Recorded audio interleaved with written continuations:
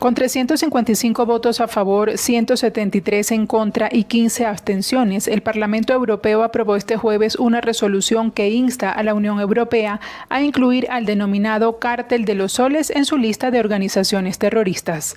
La propuesta promovida por el Partido Popular Europeo plantea además reforzar la seguridad en Colombia y reconocer como grupos terroristas a estructuras vinculadas al narcotráfico, entre ellas las disidencias de la FARC. La eurodiputada Alma Ezcurra cuestionó la postura del Partido Socialista Obrero Español, que se opuso a la medida, indicando que se habían vuelto a colocar del lado equivocado de la historia. Lo que Pablo Escobar un día soñó, hoy Maduro lo ha conseguido. Controla un ejército fiel, tiene embajadas en nuestras capitales y se sienta en las Naciones Unidas. ¿Maduro es un narco? Sí, pero con poder de Estado. Y utiliza el terror para someter a su pueblo con la connivencia de gobiernos y líderes europeos y españoles como el socialista José Luis Rodríguez Zapatero. Así que nos va a tocar entender una cosa: lo que está pasando en Venezuela, como lo que pasa en Colombia, no son asuntos internos, son una amenaza global. Por eso el Partido Popular hoy quiere pedir en esta Cámara dos cosas. La primera es que los europeos juntos declaremos el Cártel de los Soles, dirigido con Maduro, junto con el narco colombiano, organizaciones terroristas. Y la segunda es que esto solo sea el primer paso hacia acciones mucho más decididas, mucho más profundas y mucho más valientes. Porque el mundo y Europa no pueden permanecer impasibles ante lo que están sufriendo los pueblos de Venezuela y de Colombia. Y porque quien no vote a favor no será neutral, sino culpable por complicidad. El eurodiputado Gabriel Mato, negociador de la resolución, celebró el resultado y advirtió que la violencia se ha convertido en un hecho cotidiano en muchos departamentos del país, aludiendo al asesinato del senador Miguel Uribe. Resaltó además que la resolución permite declarar como terrorista tanto al Cártel de los Soles como a las disidencias de la FARC, lo que facilita perseguir a quienes tanto hacen por acabar con la paz de un país amigo. En la misma línea, el eurodiputado Francisco Millán Mon alertó sobre el continuo deterioro de la seguridad en Colombia y el aumento de la violencia armada, y advirtió que los grupos criminales ligados al narcotráfico constituyen una grave amenaza para la seguridad y estabilidad del país y la región. Nicolás Maduro anunció este jueves la puesta en marcha del Plan Independencia 200, en el que aseguró que participarán la Fuerza Armada Nacional Bolivariana, cuerpos combatientes de la milicia y la Milicia Nacional Bolivariana en 284 frentes de batalla para garantizar la independencia y la paz del país. Dentro del concepto de defensa integral de la nación, dentro del concepto de la resistencia activa del pueblo y dentro del concepto de una ofensiva permanente de todo el país. En esta batalla fundamental para ganar y consolidar la paz con independencia, la paz con pueblo libre, la paz con unión nacional. Así que estamos activando en este momento, de norte a sur, de este a oeste, desde todas las costas del Caribe venezolano, desde la frontera con Colombia, desde los Andes, desde el oriente del país y el sur, estamos activando 284 frentes de batalla. 284 frentes de batalla con la Fuerza Armada Nacional Bolivariana y todo su equipamiento. La Fuerza Armada Nacional Bolivariana a mi mando, con todo el equipamiento, tropas, oficiales. Vamos entonces a la consolidación de posiciones y a la consolidación del sistema defensivo nacional. Cuerpos combatientes de la milicia, Milicia Nacional Bolivariana, desplegado en la toma de sus objetivos de manera inmediata, a lo largo y ancho de 284 objetivos, 284 frentes de batalla de la independencia y la paz venezolana. Maduro informó que ese despliegue fue realizado de manera simultánea en todas las costas del Caribe venezolano, para reafirmar, según él, la consolidación de la paz en Venezuela. La primera ministra de Trinidad y Tobago, Kamla Persad-Bissessar, informó que sus fuerzas de seguridad no buscarán los cuerpos de los presuntos narcotraficantes atacados la semana pasada por Estados Unidos en el Caribe. Persad-Bissessar indicó que la búsqueda sería un desperdicio de recursos y afirmó que los recursos de la Guardia Costera serán usados para proteger las fronteras y no para buscar a quienes calificó como traficantes de drogas muertos. La primera ministra apuntó que los cuerpos serán recuperados en el caso de que lleguen a las costas trinitenses. En este contexto, 2 cuerpos aparecieron entre el viernes y el domingo en las costas del noreste de Trinidad, la principal isla del archipiélago, y se sospecha que podrían estar vinculados con el ataque. Con estas declaraciones, Persad-Bissessar respondió al presidente de Colombia, Gustavo Petro, que solicitó a la primera ministra trinitense que busque los cadáveres de los tripulantes a bordo de la lancha con presuntos narcotraficantes que fue atacada por Estados Unidos el 2 de septiembre.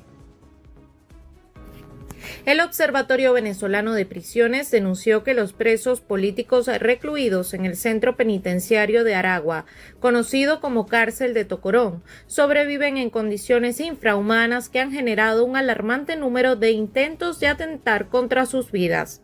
En una nota de prensa, el Observatorio Venezolano de Prisiones indicó que los detenidos describen el penal como un verdadero infierno, donde imperan la tortura física y psicológica.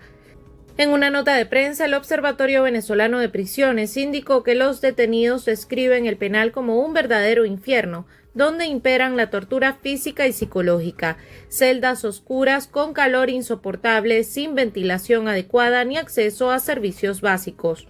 La organización advirtió que tras cada intento de acabar con sus vidas, los reclusos son enviados a la enfermería, donde permanecen sedados sin recibir atención especializada en salud mental. El informe señala que al menos 58 presos políticos permanecen aislados del resto de la población carcelaria, sin acceso al sol, con castigos más severos y sometidos a tratos degradantes. El Observatorio Venezolano de Prisiones denunció que los custodios de Tocorón no están identificados, utilizan apodos y cubren sus rostros con capuchas, lo que genera temor entre los familiares. Las visitas, que deberían realizarse semanalmente, dependen del criterio de los funcionarios y suelen durar apenas media hora. En cuanto a la alimentación, los familiares denuncian que se basa casi exclusivamente en granos y arepas sin relleno, con raciones en mal estado que provocan problemas intestinales. Un vuelo proveniente de Texas, Estados Unidos, con 259 migrantes venezolanos deportados llegó al Aeropuerto Internacional de Maiquetía este miércoles. Entre los repatriados viajaban 214 hombres, 38 mujeres, además de 4 niñas y 3 niños, quienes fueron sometidos a revisión ante las instituciones y organismos de salud para su respectivo ingreso al país. Este sería el vuelo número 66 que llega en lo que va del año 2025. Hasta ahora, más de 12.000 migrantes han retornado desde comienzos de 2024, después de que Caracas y Washington acordaran un mecanismo de deportación, pese a no mantener relaciones diplomáticas desde 2019. El FBI continúa con la investigación para encontrar al responsable del asesinato del activista ultraconservador estadounidense Charlie Kirk, quien murió el miércoles 10 de septiembre tras recibir un disparo en el cuello. Las autoridades han pedido la ayuda de la ciudadanía, ya que el ataque se considera deliberado. El Buró Federal de Investigaciones compartió un enlace en el que cualquier persona que tenga información, fotografías y videos de lo sucedido pueda enviarlas para, en sus palabras, ayudar a obtener más respuestas. El formulario compartido pide el nombre, apellido, número de teléfono y dirección de correo electrónico de la persona que colabore y da la opción de enviar archivos y de precisar por escrito los datos de los que se disponga. Kirk, de 31 años, era fundador de Turning Point USA, una influyente organización conservadora enfocada en el activismo universitario. Nació en Arlington Heights, un suburbio de Chicago, y fue asesinado de un disparo en un evento al aire libre en un campus universitario de Utah. La policía detuvo el miércoles a 2 personas consideradas sospechosas, pero las liberó después al considerar que no estaban relacionadas con el tiroteo. Las calles de Katmandú amanecieron este jueves bajo un estricto control militar, mientras el país comienza a hacer balance de las 48 horas de furia que forzaron la caída del gobierno, con al menos 31 muertos y más de 15.000 presos fugados, según medios locales. Esta jornada está marcada por la ausencia de violencia en las calles gracias a un toque de queda nacional impuesto por el ejército y por el inicio de unas complejas negociaciones políticas para formar un gobierno interino. Mientras tanto, las conversaciones previstas entre el presidente, el ejército y los representantes juveniles para elegir a un nuevo gobierno avanzan pese a las profundas divisiones internas del movimiento juvenil que lideró la revuelta, el autodenominado Generación Z, que incluye a los nacidos entre 1997 y 2012. La candidatura de la expresidenta del Tribunal Supremo, Susila Karki, elegida en una votación en línea en la plataforma Discord para ejercer como primera ministra interina, ha sido rechazada por facciones de la propia revuelta que la consideran inconstitucional y proponen otros nombres. 3 fallecidos y 70 lesionados dejó la explosión de un camión de gas con capacidad de 49.500 litros en el oriente de la Ciudad de México, informó la alcaldesa de la capital mexicana, Clara Brugada, al ofrecer una actualización de los lesionados. Brugada informó del fallecimiento de las 3 personas y aumentó a 70 el número de personas lesionadas, además de 28 vehículos afectados, y afirmó que están en marcha los peritajes a cargo de la Fiscalía Capitalina. Ante la inquietud y preocupación de los familiares, la alcaldesa confirmó que se va a publicar la lista de las personas, el cual es una lista preliminar.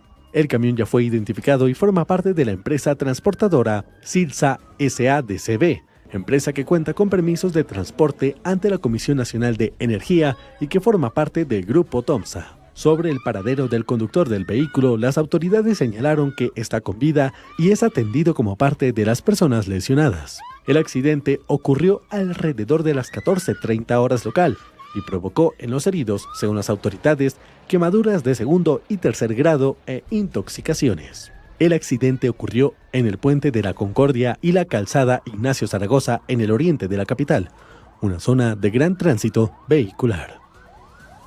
Rescatados los 6 trabajadores atrapados en una mina en China. Tras casi 30 horas de labores de búsqueda y socorro, las autoridades locales han conseguido rescatar a los 6 mineros atrapados en la mina de Carbon Fully, en la provincia china de Heilongjiang. Tras producirse un temblor el miércoles a la 1:44 hora local por la actividad minera que dañó tramos de las galerías subterráneas del yacimiento, 8 personas quedaron atrapadas en la mina, pero en una primera intervención lograron rescatar a 2, que más tarde fueron declaradas fuera de peligro. Las minas de carbón, que en China producen en torno al 60% de la energía del país, siguen registrando una alta siniestralidad, pero se han reducido de manera significativa el número de accidentes mortales. Entre 2018 y 2023, el sector minero del país registró más de 3.000 muertes, lo que supone un descenso del 53,6% con respecto al lustro anterior. Unos 300 refugiados sirios residentes en el Líbano regresan a su país de origen como parte de una nueva iniciativa de Naciones Unidas que estima en más de 238.000 el número de retornos realizados este año partiendo del territorio libanés.